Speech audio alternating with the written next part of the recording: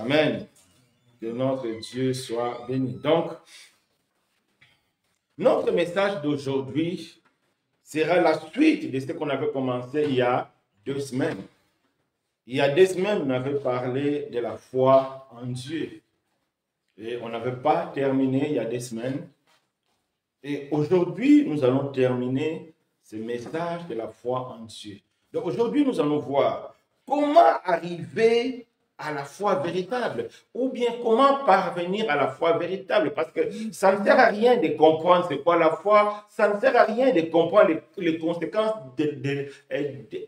et de la foi, si on ne va pas y arriver à expérimenter cette foi, si on ne va pas y arriver à vivre cette foi ou bien avoir cette foi, ça ne sert à rien du tout. Vous savez, quand Dieu nous enseigne, c'est pour que cette parole soit mise en pratique. C'est-à-dire, si Dieu nous parle de la foi, Dieu veut que nous puissions aussi manifester la foi. Dieu veut que cette foi devienne aussi une réalité.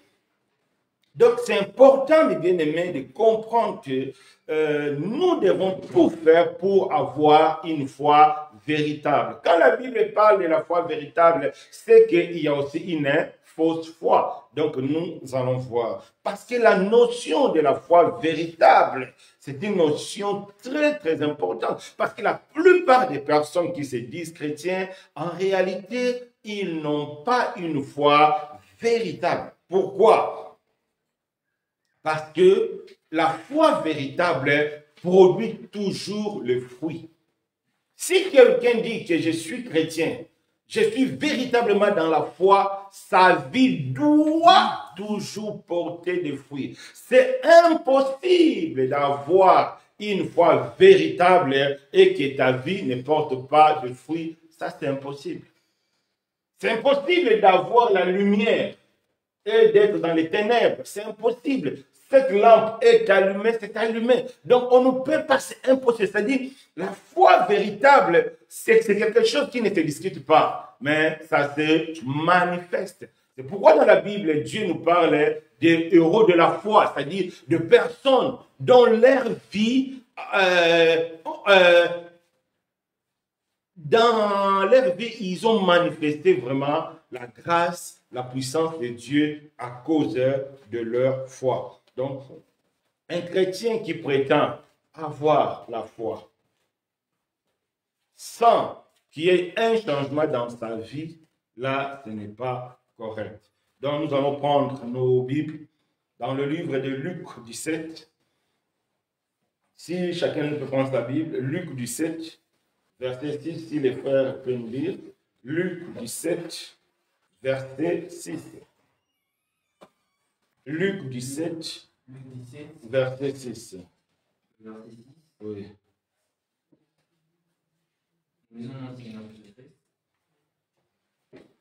Et le Seigneur dit, si vous aviez de la foi comme un grain de sénévé, vous diriez à ces sycomores, déracine-toi et plante-toi dans la mer, et il vous obéira. Amen. Je ne sais pas si vous avez compris ce que la parole dit. Le Seigneur Jésus a dit, si vous avez de la foi, comme seulement une petite graine là de sénévé, tu peux demander, tu peux ordonner à un arbre, déracine-toi ici, va là-bas. Ça dit pas que le Seigneur sait que jamais tu peux avoir une foi véritable et que ta vie ne soit pas transformée et que ta vie ne porte pas de fruits, c'est impossible. C'est pourquoi le Seigneur a dit non. Si réellement vous avez la foi comme une foi petite comme la graine de sénévé, si vous ordonnez, cela s'accomplira. C'est vrai, ça c'est une manière figurée que le Seigneur nous montre que quand tu as la foi, la puissance de Dieu aussi nous accompagne. Parce que c'est la puissance de Dieu qui nous transforme. Parce que c'est la puissance de Dieu qui fera les exploits à nous. Donc c'est impossible d'avoir la foi et sans être accompagné par la puissance de Dieu. Ça c'est impossible. On peut encore lire Matthieu 5, verset 28. Matthieu 15, plutôt Matthieu 15, verset 28. Matthieu 15, verset 28. Alors Jésus lui dit, femme, ta foi est grande, qu'il te soit fait comme tu veux. Et à l'heure même, sa fille fut guérie. Oui. La femme avait une demande. La femme avait une attente. Mais parce que sa foi était grande, elle a été exaucée. Ce n'est pas parce qu'elle a fait la demande, mais c'est à cause de sa foi.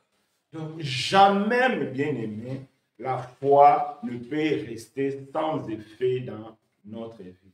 Quiconque a une foi véritable, sa vie donnera des fruits. Sa vie montrera que cette personne a la foi. Tu ne vas pas forcer, tu ne vas pas crier, mais seulement parce qu'il y a la foi. Comme je dis, comme cette ampoule ne force pas. Cette ampoule ne force pas. Mais tout le monde constate qu'il y a la lumière. Pourquoi? Parce que l'ampoule est lumière. C'est pareil avec une personne qui a la foi. Donc, mes bien-aimés, la foi, c'est tout ce que nous avons besoin pour être des bons chrétiens aux yeux de l'Éternel. Alors, on peut bien aussi se demander, pourquoi Dieu nous exige la foi? Il y a plusieurs raisons. La première raison, c'est qu'on avait vu la fois passée. Pour nous permettre de vivre selon la volonté de Dieu, non pas selon les œuvres mortes.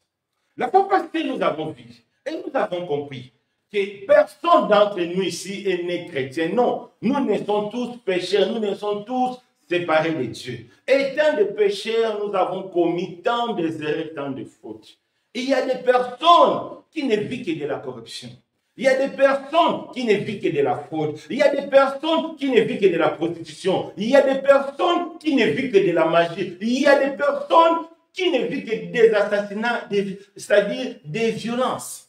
Mais si de telles personnes, et si ces personnes converties dans le Seigneur, Dieu va les faire comprendre que oui, avant vous étiez ceci et cela. Maintenant, il vous sera impossible de continuer avec l'ancienne vie.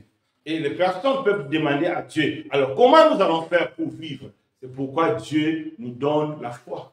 La foi nous permet de vivre la volonté de Dieu. La foi nous permet de faire confiance à Dieu et Dieu prendra soin de nous d'une manière ou d'une autre. La foi n'est pas la paresse. Beaucoup confondent la foi et la paresse. Non. La foi, c'est se laisser guider par Dieu. Dieu va nous guider à trouver du travail. Dieu va nous guider à faire des choses utiles pour que nous puissions avoir un moyen de vivre. C'est pourquoi Dieu, quand on voit dans le livre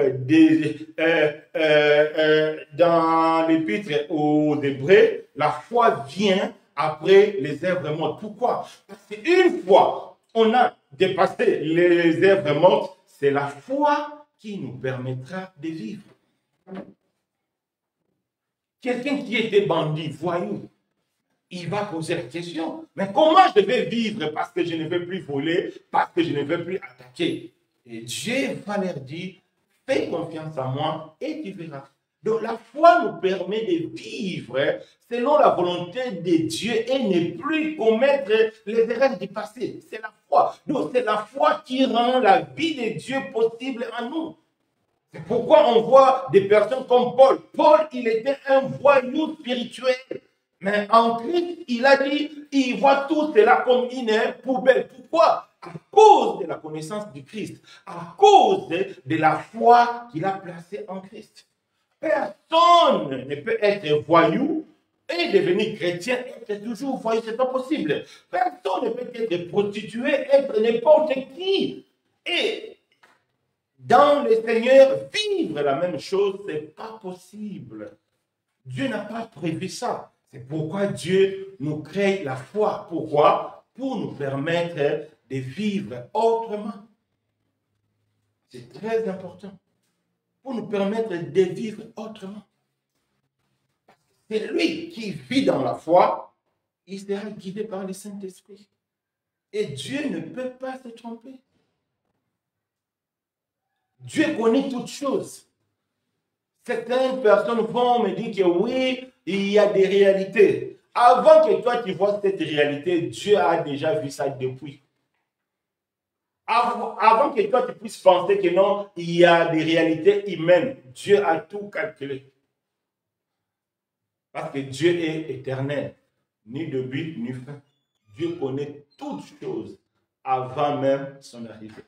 Quand Dieu nous demande de vivre par la foi, il sait ce qu'il va faire. Si vous vous rappelez encore, je crois dimanche, ce que le frère nous a prêché avec les apôtres. Non, je crois que c'est avec les frères Norbert. Le Seigneur a dit à ses apôtres, donnez-leur à manger. Mais la Bible dit, le Seigneur savait ce qu'il allait faire. Quand Dieu nous demande de vivre par la foi, Dieu sait ce qu'il va faire.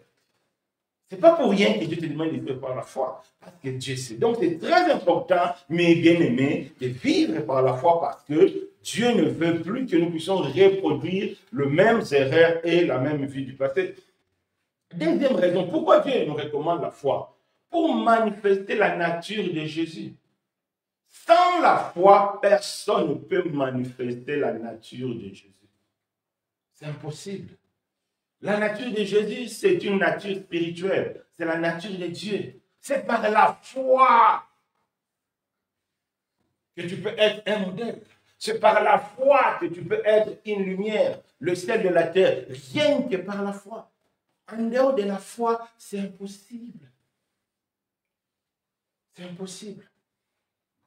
Quand Jean et Pierre partaient à la prière, quand ils avaient vu le monsieur qui était handicapé, qu'est-ce qu'ils ont dit? Nous n'avons rien, mais tout ce que nous avons, nous te le donnons au nom de Jésus. C'est-à-dire, pour Pierre et Jean, toutes les richesses est en Christ, dans le nom de Jésus. C'est ça la foi. C'est-à-dire, compter que sur Jésus. Je n'ai pas l'argent, je n'ai rien, mais tout ce que j'ai, c'est-à-dire, ma richesse, c'est Christ. C'est ça la foi. Quand on dit que j'ai la foi, c'est-à-dire, tu considères que Jésus est toute ta richesse. Tu considères que Jésus est toute ta force. Tu considères que Jésus est tout ce que toi, tu en as besoin. C'est ça la foi. La foi n'est pas des sentiments. Non, non, non, non, non. La foi n'est pas des sentiments. Beaucoup vivent des fois sentimentaux et non sentimentaux. Non, non, non. La foi n'est pas des sentiments. C'est la confiance. C'est une réalité. Je crois réellement que Jésus est ma confiance. C'est quand on te donne un chèque de 1 million. Même si tu as une feuille, une petite feuille, mais dans ton cœur, tu sais que tu as 1 million. Pourquoi? Parce que cette feuille-là représente 1 million. C'est la même chose. Si tu as un chèque de 100 dirhams, tu sais que j'ai 100 dirhams. Pourquoi? Parce que cette petite feuille-là représente 100 dirhams. C'est la même chose avec la foi en Christ. Pierre et Jean ont compris. Ils ont dit que tout ce que nous avons, parce que leur volonté était de guérir cette personne. Comme ils n'étaient pas des médecins, comme ils n'étaient pas des pharmaciens, mais ils savaient qu'en Christ, ils ont tout ça qu'ils peuvent donner. C'est pourquoi ils ont dit au nom de Jésus, lève-toi et marche. C'est par la foi que tu peux manifester le surnaturel de Dieu. Humainement parlant, c'est impossible. C'est pourquoi Dieu nous exige la foi. Parce que Dieu sait que si tu ne manifestes pas la foi, tu ne peux pas vivre la vie de Jésus. C'est impossible. Troisième raison. Pourquoi Dieu nous demande la foi? C'est pour que nous ayons la victoire dans le combat spirituel. Notre combat spirituel a deux faces. Première face, c'est contre la chair. Tu ne peux pas vaincre la chair par des décisions, non. Tu peux prendre une bonne décision dans la prière. Mais tant que tu ne t'appuies pas sur le Seigneur, tu ne peux pas vaincre le péché, c'est impossible. Qu'est-ce que la Bible nous dit dans Romains 8, verset 2? La loi de l'Esprit de Christ nous libère quoi? Nous délivre de la loi du péché et de la loi de la mort. Le péché, c'est une loi. Une loi qui est inscrite dans le cœur de tout et chacun de nous. Alors, pour détruire la loi du péché, tu as besoin de la loi de la foi. C'est la loi de la foi. C'est-à-dire, quand tu mets foi en Christ, ça devient une loi. La loi de l'esprit. Avant, les enfants de Dieu marchaient avec la loi de Moïse. En Christ, il n'y a plus la loi de Moïse. Maintenant, c'est la loi de Christ. C'est la foi. Quand tu as la foi te délivre de la puissance du péché. La Bible est claire. Si on peut relire ça, Frédéric, tu dis, Romains 8. Verset 1, 2, pour que ce soit clair. Romains 8, verset 1 au verset 2. Il n'y a donc maintenant aucune condamnation pour ceux qui sont en Jésus-Christ.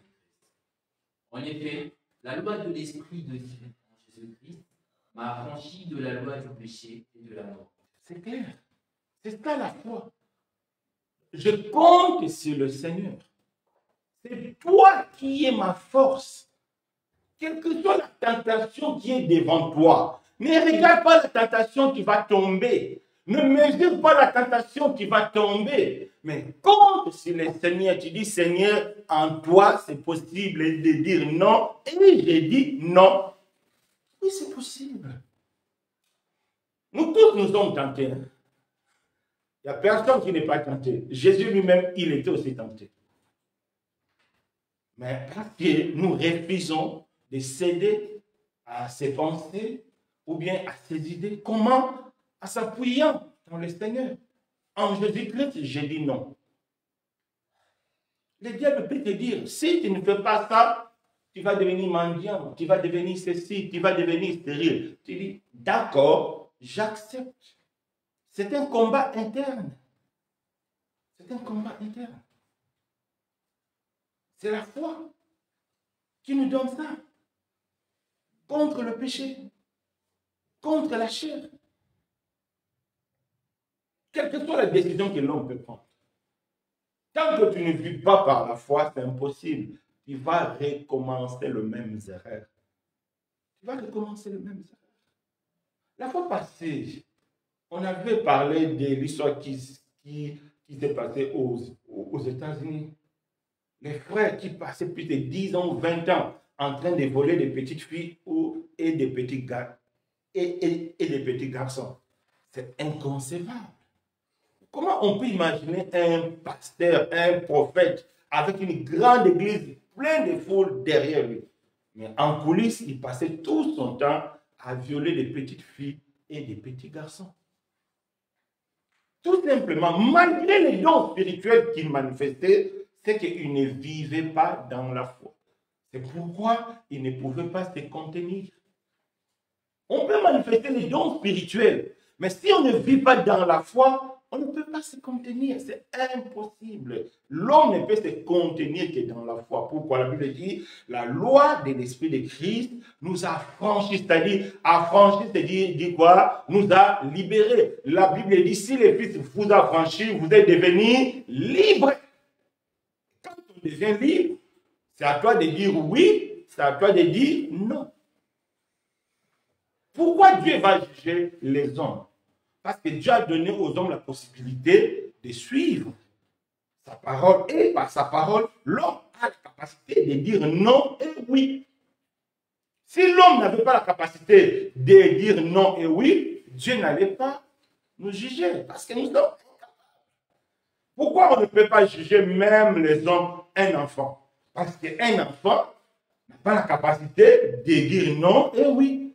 Si un bébé par erreur, il prend une arme de son père et tire pas, tu meurs, tu es parti gratuit. On ne peut pas accuser un bébé. Pourquoi? Parce que le bébé n'a pas la capacité de dire non et oui. Le bébé n'a pas la capacité de réfléchir, de mesurer les dangers. C'est pourquoi on ne peut pas les juger. Dieu nous juge parce que Dieu, par la foi, nous donne la capacité-là de mesurer les dangers, de refuser les dangers, de dire non et non définitif. Donc la foi nous donne la victoire dans les combats spirituels contre notre chair. C'est pourquoi la Bible dit qu'il n'y a aucune tentation qui ne peut dépasser l'homme. Beaucoup pensent que ce sont des paroles vaines. Non, ce sont vraiment des paroles réelles. Il n'y a aucune tentation qui peut dépasser un chrétien. Non, pourquoi? À cause de la loi de la foi. Parce que la loi de la foi nous libère. Quand tu vis par la foi, tu es libéré. Tu es affranchi, tu deviens libre de dire non et oui. C'est toi, ça ne dépend que de toi. Ça ne dépend que de toi. Ça ne dépend que de toi. Pourquoi Dieu, quand Jésus parle du jugement, il parle que des villes de Sodome et Gomorrhe seront jugées moins sévères que les autres villes? Donc parce qu'ils ont eu aussi moins de révélations. Parce que Dieu est juste. Nous, les chrétiens d'aujourd'hui, Dieu va nous juger avec la force de sa loi. Pourquoi? Parce que c'est que nous, les chrétiens d'aujourd'hui, nous avons, même les David, même les Moïse, même Abraham n'ont pas eu ça. Même les anges n'ont pas eu ça. La révélation que Dieu est devenu homme, ils n'ont pas eu ça. La révélation que Dieu maintenant habite en nous par le Saint-Esprit, ils n'ont pas eu ça. C'est nous, comme la Bible dit. Dieu avait réservé ça pour nous. Donc, c'est une richesse énorme, la foi. Quand vous parlez de la foi, donc vous parlez d'une grande richesse que Dieu a donnée aux hommes pour rendre des hommes comme Dieu. Comment un homme devient Dieu? C'est par la foi qu'un homme devient Dieu. Amen. C'est ça, c'est par la foi. C'est très important, bien-aimé. Deuxième victoire, c'est contre les démons. C'est contre les diables. C'est contre toute la puissance du diable. C'est en Christ, c'est par la foi en Jésus-Christ que nous, chrétiens, nous avons la victoire contre les démons. Nous, chrétiens, nous avons la victoire contre les diables. C'est par la foi en Christ. C'est tout. C'est pas parce que tu pries beaucoup ou bien que tu pries moins. Non. C'est parce que tu as foi en Christ. C'est parce que tu te reposes en Christ. C'est ça. C'est la foi en Jésus. La Bible dit, nous ne luttons pas contre les sangs et la chair, mais contre les dominations. Alors, la Bible nous conseille quoi? De nous appuyer dans le Seigneur et utiliser les armes spirituelles. C'est dans la foi qu'on utilise les armes spirituelles. Donc, on voit, Dieu nous exige la foi, parce que c'est tout ce que Dieu a donné à l'homme, pour que l'homme devienne semblable à lui, pour que l'homme devienne agréable à lui. Quelle raison? Pourquoi Dieu nous exige la foi? Pour nous permettre d'accepter les réponses de Dieu. C'est très important. Des fois, nous demandons A à Dieu, Dieu nous donne B. Si nous n'avons pas la foi, ça va nous dépasser. Prenons les cas de Paul. Paul est malade.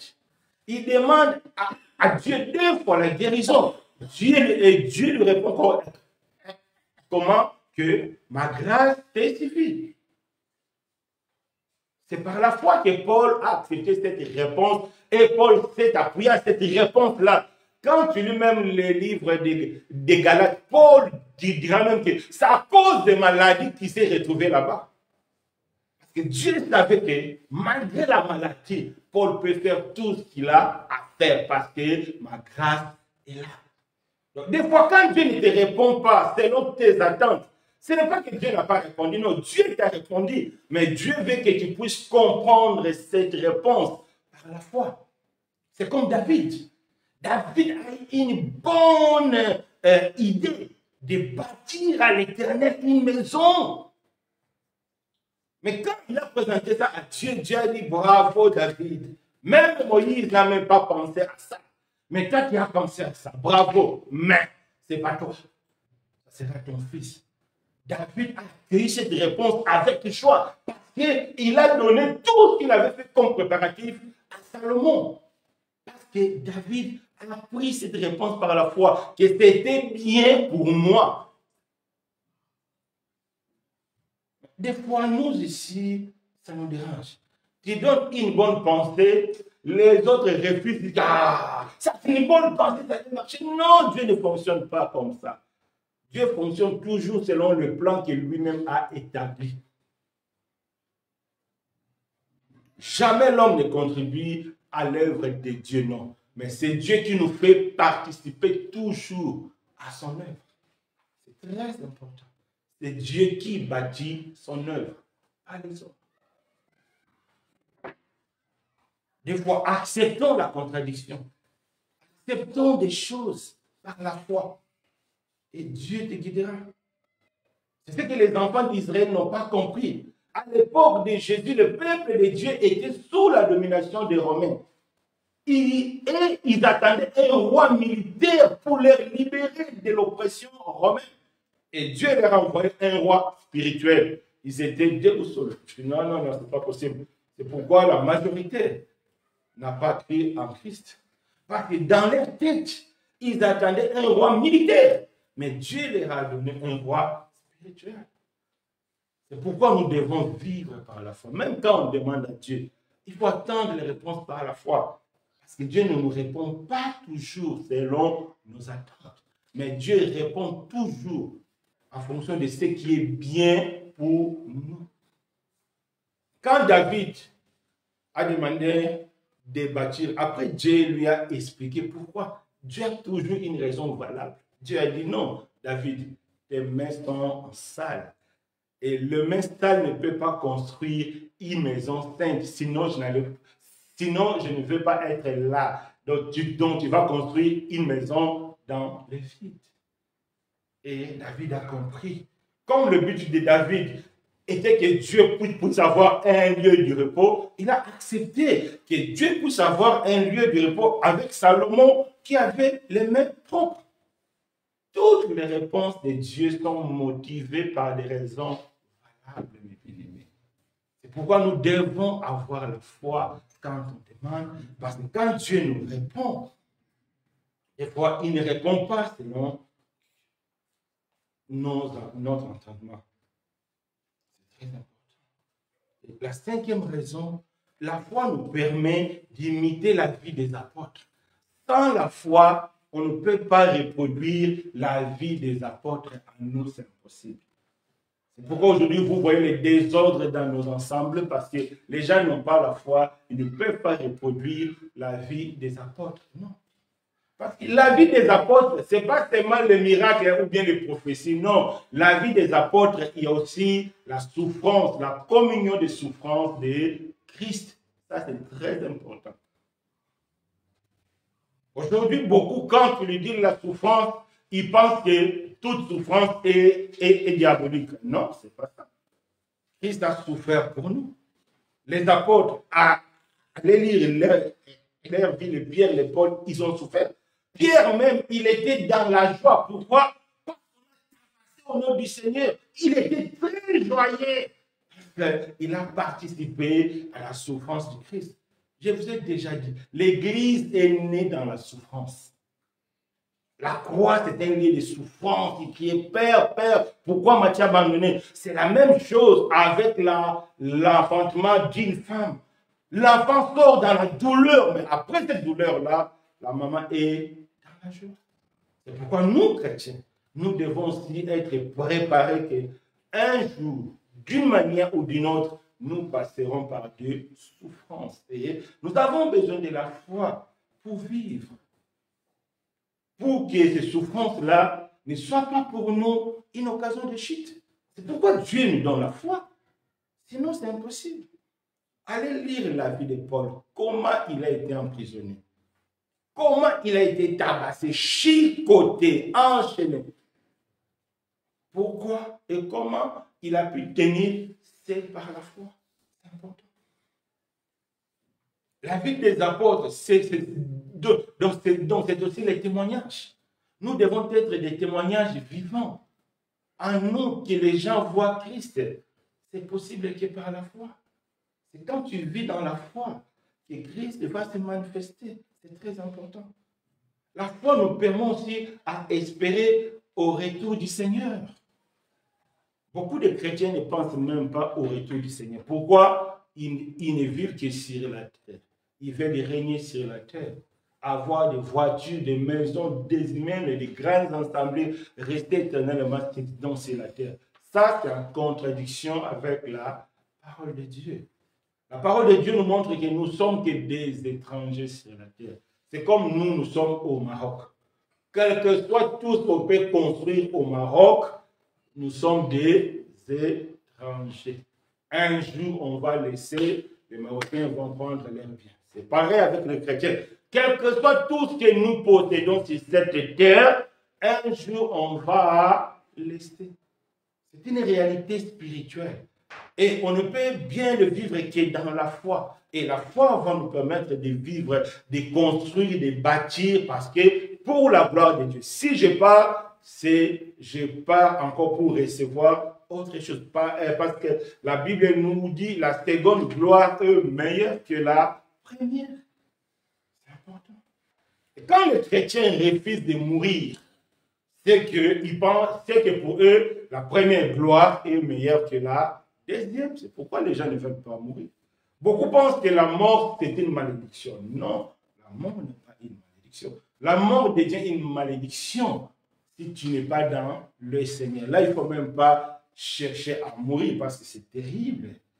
Pour des gens qui ne sont pas dans le Seigneur, l'amour, la mort, c'est quelque chose d'horrible. Parce que vous allez entrer dans une souffrance éternelle. Mais pour celui qui est dans le Seigneur, la mort, c'est pourquoi même pour le chrétien, Dieu ne parle même pas de la mort, du sommeil. La mort n'est qu'un sommeil. Et quand on dort, on va se réveiller. On va se réveiller le jour de l'enlèvement. L'enlèvement, c'est notre réveil. Amen. C'est ça, l'enlèvement, c'est notre réveil. Qu'est-ce que la Bible dit? C'est les morts en Christ qui vont commencer l'enlèvement.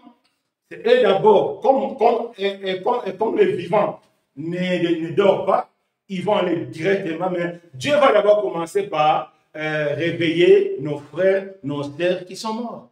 C'est que la Bible nous enseigne. L'enlèvement commence par le mort dans le Seigneur. En réalité, les chrétiens ne meurent pas. Les chrétiens se reposent pour une vie meilleure. Et là, c'est par la foi qu'on peut comprendre des choses. Sinon, on va se battre sur les choses terrestres. Quand les apôtres discutaient sur la position, qui est plus grand, qui est plus petit, Jésus a dit non, ce n'est pas pour vous. Vous n'êtes plus dedans. C'est dans le ciel. Ce n'est pas ici, c'est la terre. Non, non, non. C'est très important. Et c'est par la foi qu'on doit comprendre ces choses. Sinon, on va passer tout notre temps à se battre sur les choses de la terre. Et quand on veut rester sur la terre éternellement, c'est qu'on a choisi l'enfer. On ne sera pas enlevé. Tout ça, c'est la foi qui va nous permettre de vivre. C'est important. La foi nous permet aussi de parler de l'évangile. La capacité d'annoncer l'évangile, c'est la foi qui peut nous donner cette capacité-là. C'est la foi qui donne. C'est la foi qui donne tout. Tu vas prendre ta Bible, aller de maison en maison. Il y a des maisons où on va t'insulter, on va te chasser. Dans l'évangélisation, on a tout vu. Il y a même des personnes, quand ils te voient, ils font. Donc, ils te montrent carrément qu'ils ne veulent pas de toi. Mais c'est moi, par la foi, tu pars. Un jour, il aura besoin de toi. Oui. Un jour, quelqu'un m'a bloqué. Après, il a eu besoin de moi. Elle-même m'a débloqué. Mais maintenant, elle ne me bloque plus. Parce que même si quelqu'un te chasse, toi, pars. Un jour, Dieu va travailler dans son cœur. Elle m'a débloqué elle-même, la personne. Au début, c'est compliqué à accepter. Hein? Les gens peuvent t'insulter. J'ai un frère, même en Côte d'Ivoire, qui m'avait dit que lui, c'était donc, il était accueilli avec un seau d'eau. On l'a renversé un seau d'eau. Mais on bénit l'Éternel. La prochaine fois, on viendra encore. Et la personne va comprendre que non, c'est vraiment pour mon intérêt. Ça demande la foi. Sinon, tu ne vas plus revenir. C'est très important. Et le dernier point, la foi nous rend agréable à Dieu. C'est que Hébreu nous dit, sans la foi, on ne peut pas être agréable à Dieu. Maintenant, vous avez compris pourquoi Dieu nous exige la foi. pour remplir tout ce que Dieu nous a dit là. Donc la foi, c'est le seul élément que nous avons. Le Seigneur est mort, ça fait 2000 ans. Pourquoi l'Église continue jusqu'aujourd'hui? Parce que le Seigneur nous a laissé un héritage. Quel est l'héritage que le Seigneur nous a laissé? C'est la foi. La Bible parle de la foi commune que nous avons tous. Nous avons la même foi que les apôtres. Si l'Église continue jusqu'aujourd'hui, c'est à cause de l'héritage de la foi. C'est la richesse. Jésus n'a pas laissé des bâtiments. Jésus n'a pas laissé de l'argent. Le fait de multiplier des bâtiments et des ensembles ce n'est pas ça qui va assurer la propagation de l'évangile. Non. C'est la foi. Quand tu transmets une foi véritable, c'est là que l'évangile va partir.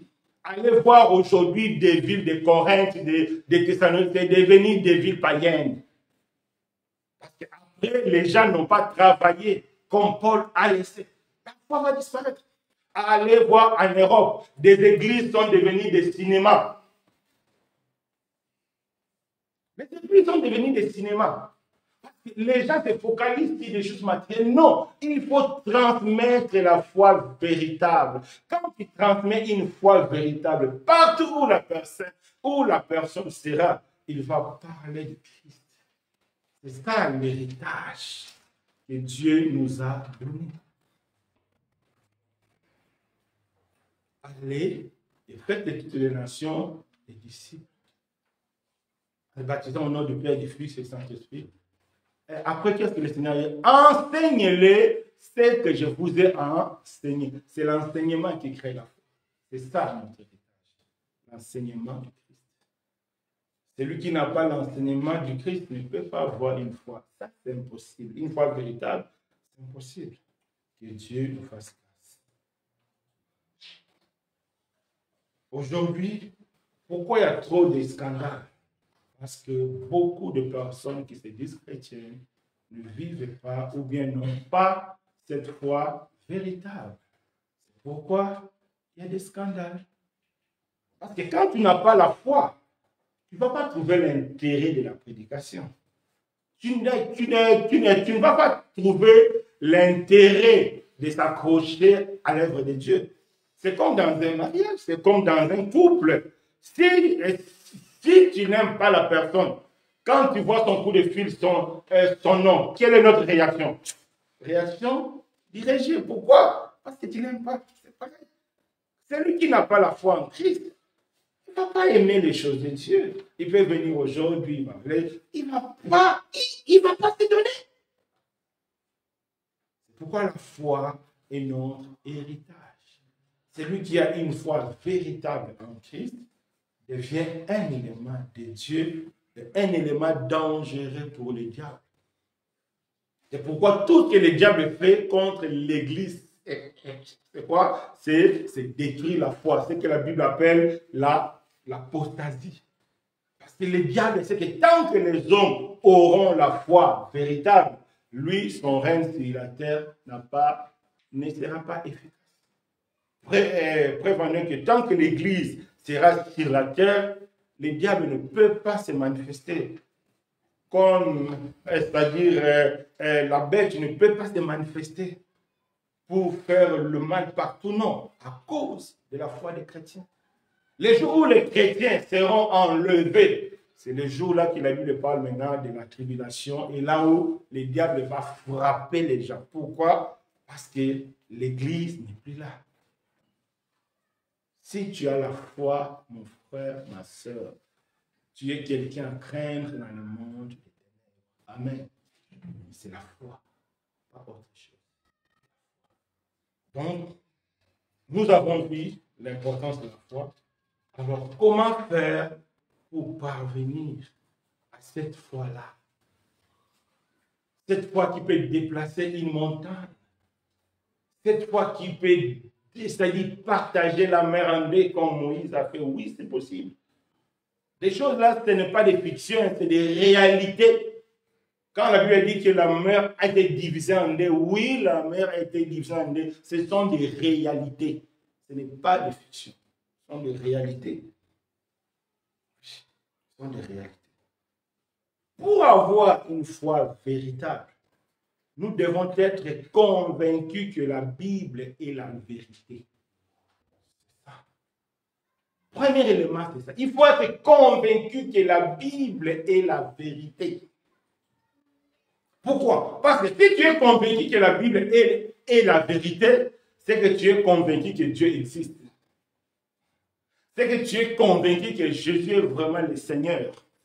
C'est que tu es convaincu qu'il y a la fin du monde et le jugement dernier. Les trois éléments sont capitaux pour avoir la foi. Oui. Parce que la foi te fait enfant de Dieu. La foi te sauve par l'œuvre de la croix. La foi t'évite les jugements derniers. Il faut être convaincu.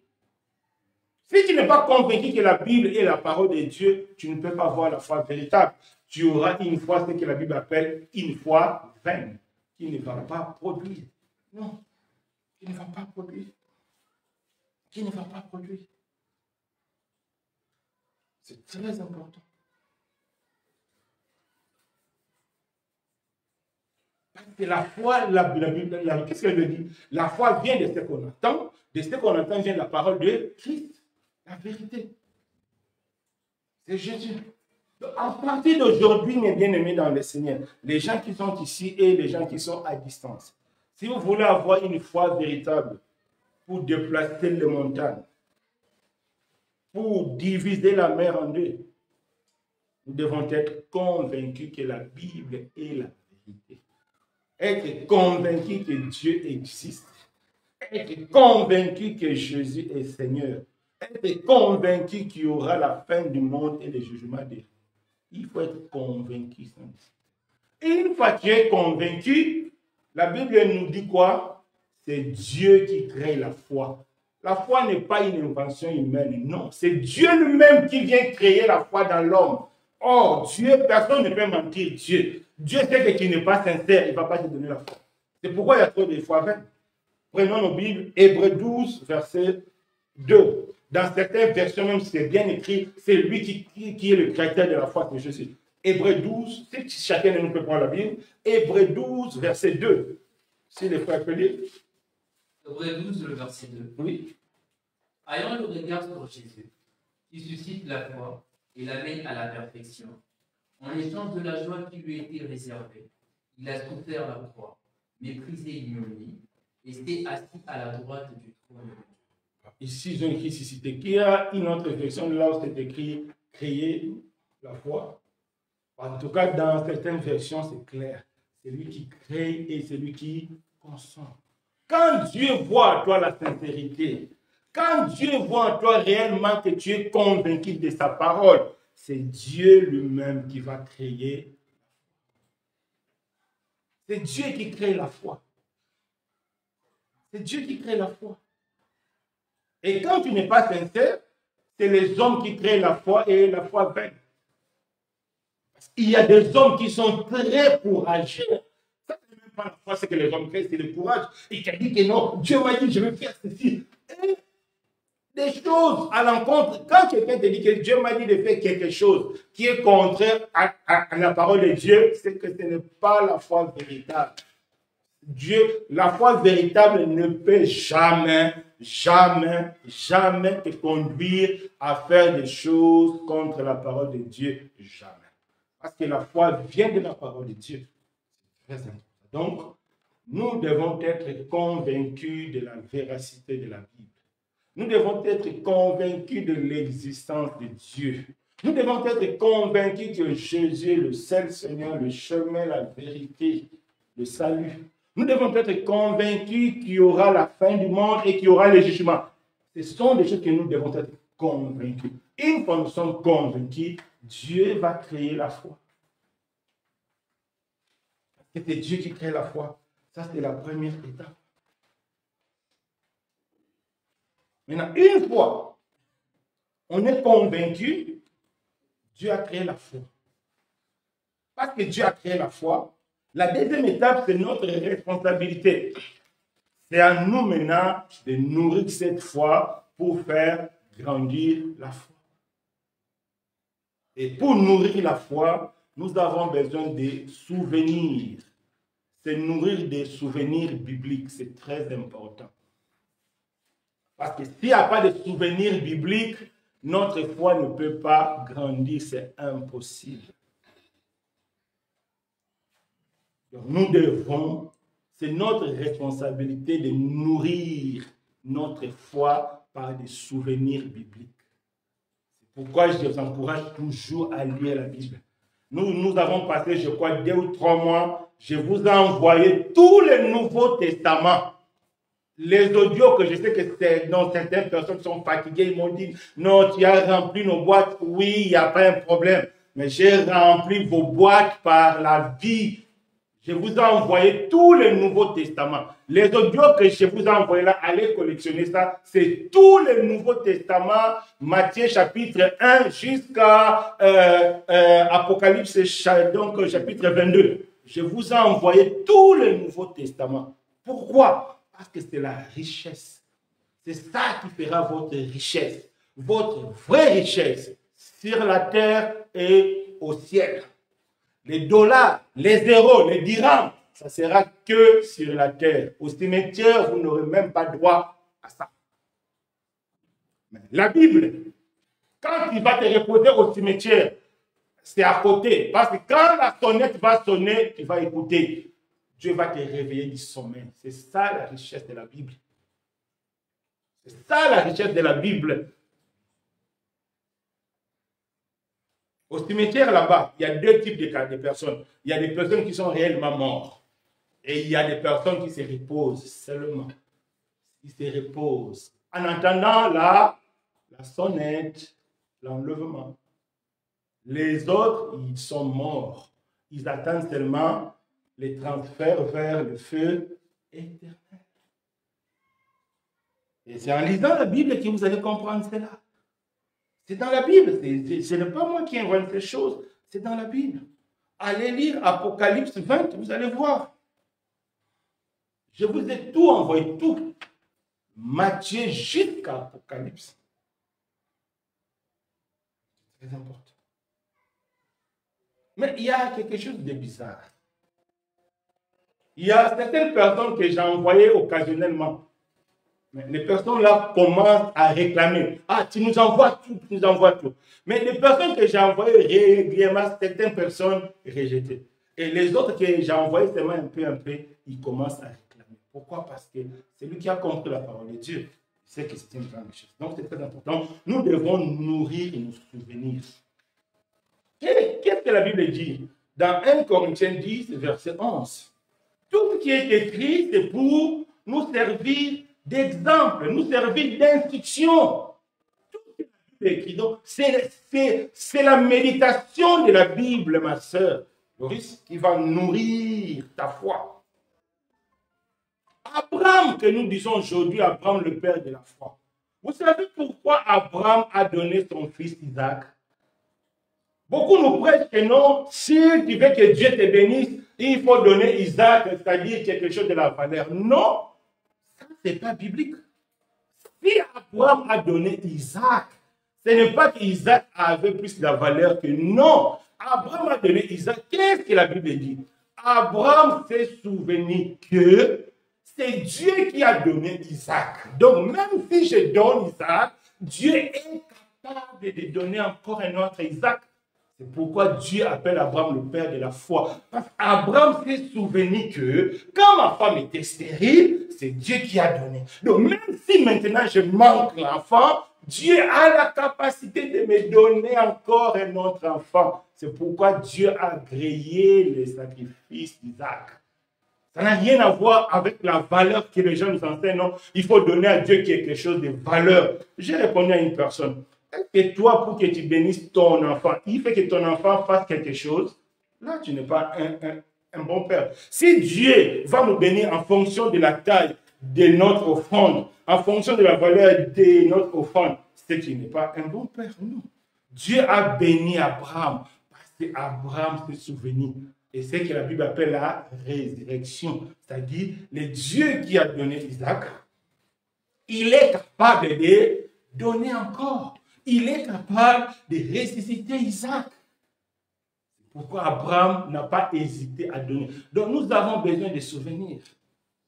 Comment un chrétien peut résister en prison s'il n'a pas le souvenir de Joseph? Quand un chrétien est arrêté injustement, c'est le souvenir de Joseph qui va l'encourager en prison. Comme Dieu était avec Joseph, il était accusé injustement, il sera encore avec moi. Comme Dieu a libéré Joseph parce qu'il a été accusé injustement, le même Dieu me libérera encore. C'est ça le souvenir. Comment nos sœurs qui sont stériles peuvent tenir face à la société s'ils n'ont pas le souvenir d'Anne ou bien d'Élisabeth? Ce n'est pas possible. Vous allez tenir parce que tu sais qu'Anne était stérile. Elle était maltraitée. Elle était vraiment méprisée. Un jour, Dieu l'a rendu féconde. Donc, moi aussi, même si je suis stérile aujourd'hui, le même Dieu, la Bible dit, notre Dieu ne change pas. Notre Dieu ne fait pas d'acception de personne. Le même Dieu qui a agi avec Anne, le même Dieu qui a agi avec Élisabeth, c'est le même Dieu que nous prions. C'est ça la foi. C'est le même Dieu. Le même Dieu qui a marché avec Moïse, qui a divisé la mer, il faut croire que c'est le même Dieu que tu es en train d'écouter maintenant. C'est très important. Si tu penses que ça c'est le même, c'est un autre Dieu, tu n'auras rien du tout. Rien du tout. C'est le même Dieu. Le même Dieu qui a marché avec Abraham, c'est le même Dieu que Paul prêche. C'est le même Dieu de la Bible. C'est le même Dieu que je te dis, parce que dans ma tête, c'est le même Dieu que j'ai. Donc, c'est le même Dieu que je vous transmets. Ne faites pas d'acception de personne. Donc, c'est très important. Comment on peut refuser des compromissions si on n'a pas le souvenir de Moïse? Moïse a refusé la compromission. La fille de Pharaon l'a proposé. Il dit que non, tu deviens mon fils. Premier-né de la fille de Pharaon, tu auras la richesse, l'héritage de Pharaon. Moïse a dit non, va avec l'héritage de Pharaon. C'est pareil. Le diable va nous tenter. Des témoignages que nous écoutons de gauche à droite. Tu veux trouver un travail. On te dit oui, tu es intelligent, mais il faut entrer dans telle loge. Il faut faire telle pratique pour avoir ça. Mais si tu n'as pas les souvenirs de Moïse, mais tu risques d'accepter, tu risques d'appeler ça inopportunité. Malheureusement, beaucoup de personnes appellent ça inopportunité. Non, ce n'est pas inopportunité, c'est une malédiction. Parce que Moïse visait loin.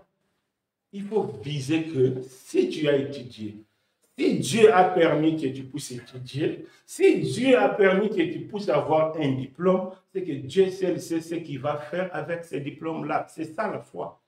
Même si le premier emploi, ça a échoué, mais Dieu seul sait pourquoi il t'a donné les diplômes. C'est très important. Et deuxième élément, et troisième élément, nous devons fuir le péché selon la parole de Dieu. Parce que le péché met frein à la grâce de Dieu. Le péché nous éloigne de Dieu. Le péché nous sépare de Dieu. Vous savez, comment fuir le péché selon Dieu? La Bible nous explique dans 1 Corinthiens 2, de 1 à 3, nous devons comprendre le langage spirituel du péché. C'est très important. Au Congo, il y a une polémique. Nous, on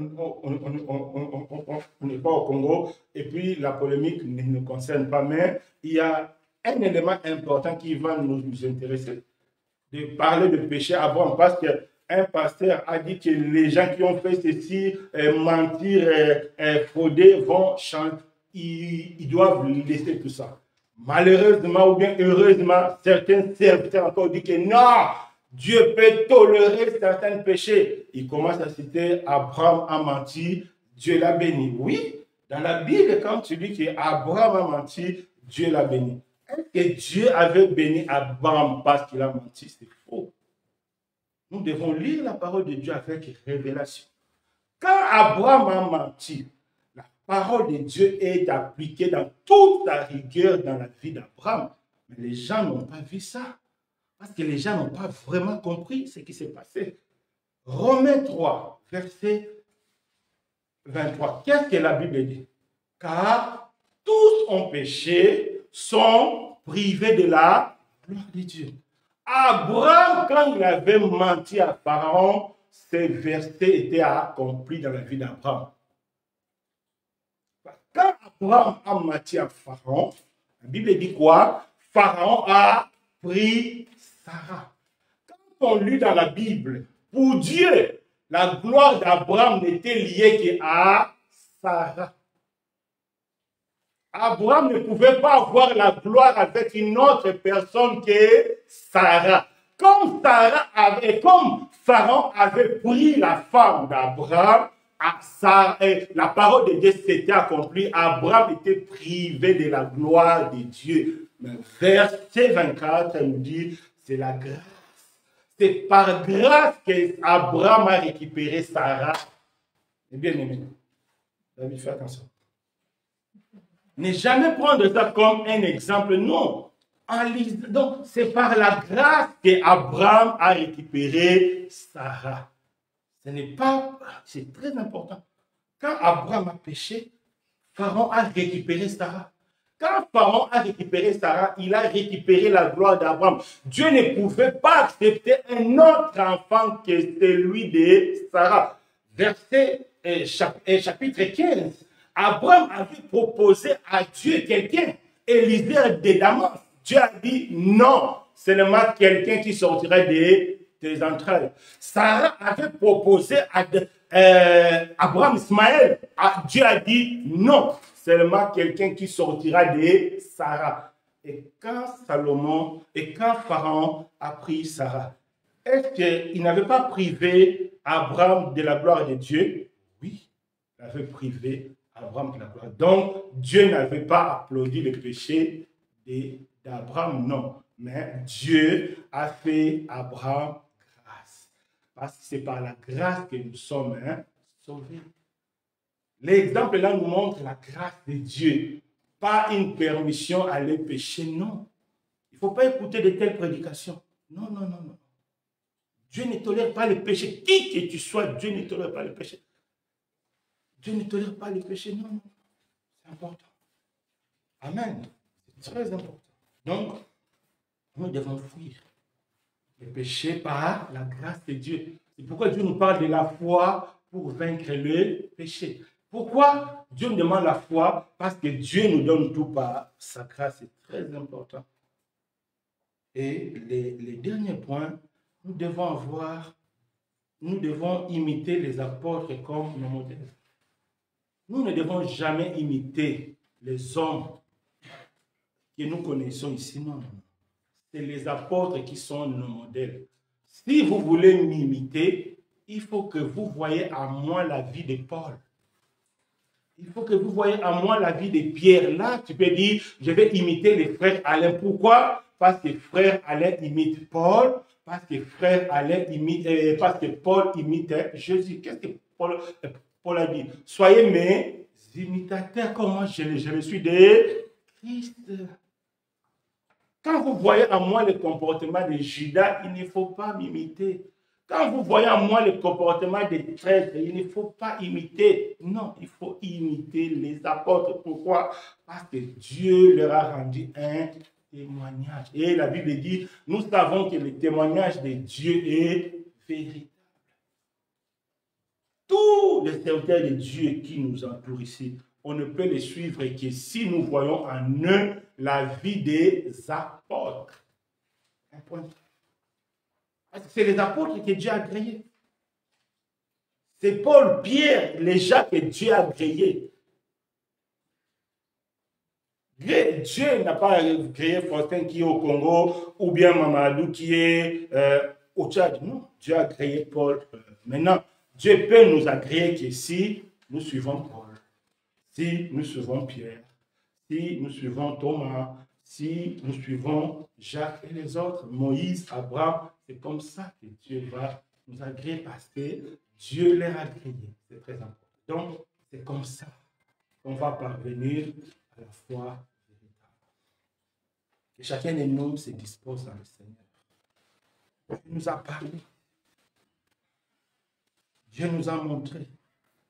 Et c'est lui qui crée la foi. C'est sa parole qui fait grandir la foi. C'est le souvenir de Dieu. Nous devons aussi fuir les péchés selon Dieu. Nous devons avoir un langage spirituel. Et nous devons chercher à imiter les apôtres, pas les hommes, mais les apôtres, parce que Dieu les a agréés. Que Dieu nous fasse grâce. Élevons nos voix. Oh Dieu, fais-nous grâce. Nous avons besoin de toi.